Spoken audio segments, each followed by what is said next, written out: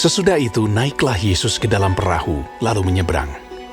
Kemudian sampailah ia ke kotanya sendiri. Maka dibawa oranglah kepadanya seorang lumpuh yang terbaring di tempat tidurnya. Ketika Yesus melihat iman mereka, berkatalah ia kepada orang lumpuh itu, "Percayalah hai anakku, dosamu sudah diampuni." Saya percaya Tuhan. Maka berkatalah beberapa orang ahli Taurat dalam hatinya. Ia menghujat Allah. Tetapi Yesus mengetahui pikiran mereka, lalu berkata, "Mengapa kamu memikirkan hal-hal yang jahat di dalam hatimu?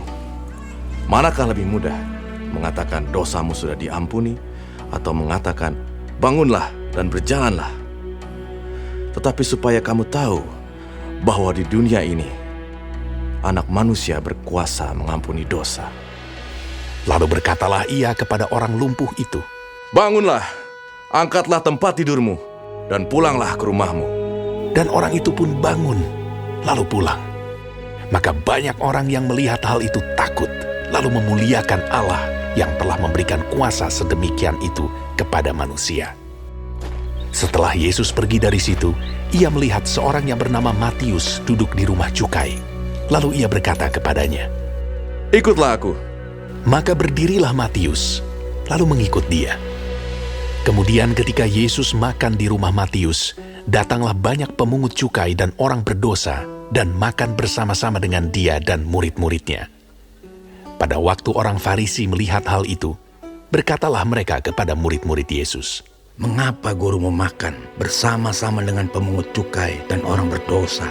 Yesus mendengarnya dan berkata, Bukan orang sehat yang memerlukan tabib, tetapi orang sakit. Jadi pergilah dan pelajarilah arti firman ini. Yang ku kehendaki ialah belas kasihan dan bukan persembahan, karena aku datang bukan untuk memanggil orang benar, melainkan orang berdosa. Kemudian datanglah murid-murid Yohanes kepada Yesus dan berkata, Mengapa kami dan orang Farisi berpuasa, tetapi murid-muridmu tidak? Jawab Yesus kepada mereka, Dapatkah sahabat-sahabat mempelai laki-laki berduka cita selama mempelai itu bersama mereka? Tetapi waktunya akan datang, mempelai itu diambil dari mereka, dan pada waktu itulah mereka akan berpuasa. Tidak seorang pun menambalkan secari kain yang belum susut pada baju yang tua. Karena jika demikian, kain penambal itu akan mencabik baju itu, lalu makin besarlah koyaknya. Begitu pula anggur yang baru, tidak diisikan ke dalam kantong kulit yang tua, karena jika demikian, kantong itu akan koyak sehingga anggur itu terbuang dan kantong itu pun hancur. Tetapi anggur yang baru disimpan orang dalam kantong yang baru pula, dan dengan demikian terpeliharalah kedua-duanya. Sementara Yesus berbicara demikian kepada mereka, datanglah seorang kepala rumah ibadat, lalu menyembah dia dan berkata, Anakku perempuan baru saja meninggal. Tetapi datanglah dan letakkanlah tanganmu atasnya, maka ia akan hidup. Lalu Yesus pun bangunlah dan mengikuti orang itu bersama-sama dengan murid-muridnya.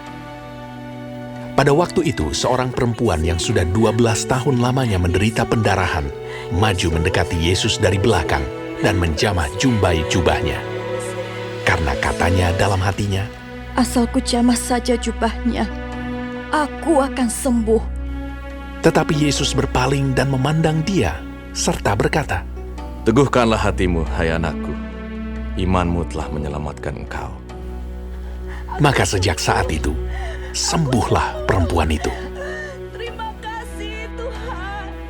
Ketika Yesus tiba di rumah kepala rumah ibadat itu dan melihat peniup-peniup seruling dan orang banyak ribut, berkatalah ia, Pergilah, karena anak ini tidak mati, tetapi tidur. tetapi mereka menertawakan dia. Setelah orang banyak itu diusir, Yesus masuk dan memegang tangan anak itu, lalu bangkitlah anak itu. Maka tersiarlah kabar tentang hal itu ke seluruh daerah itu. Ketika Yesus meneruskan perjalanannya dari sana, 2 orang buta mengikutinya sambil berseru-seru dan berkata, Kasihanilah kami, hai anak Daud. Setelah Yesus masuk ke dalam sebuah rumah, datanglah kedua orang buta itu kepadanya, dan Yesus berkata kepada mereka, Percayakah kamu bahwa aku dapat melakukannya? Mereka menjawab, Ya Tuhan, kami percaya. lalu Yesus menjamah mata mereka sambil berkata, Jadilah kepadamu menurut imanmu. maka meleklah mata mereka. Dan Yesus pun dengan tegas berpesan kepada mereka, katanya, Jagalah, supaya jangan seorang pun mengetahui hal ini. tetapi mereka keluar dan memasyurkan dia ke seluruh daerah itu. Sedang kedua orang buta itu keluar, dibawalah kepada Yesus seorang bisu yang kerasukan setan.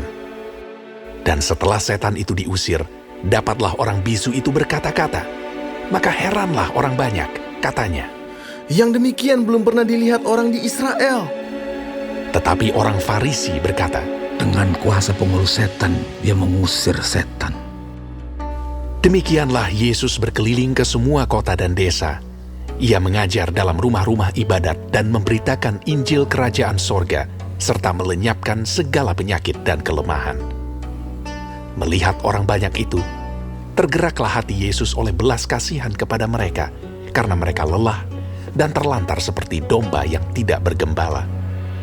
Maka katanya kepada murid-muridnya, Tuayan memang banyak, tetapi pekerja sedikit.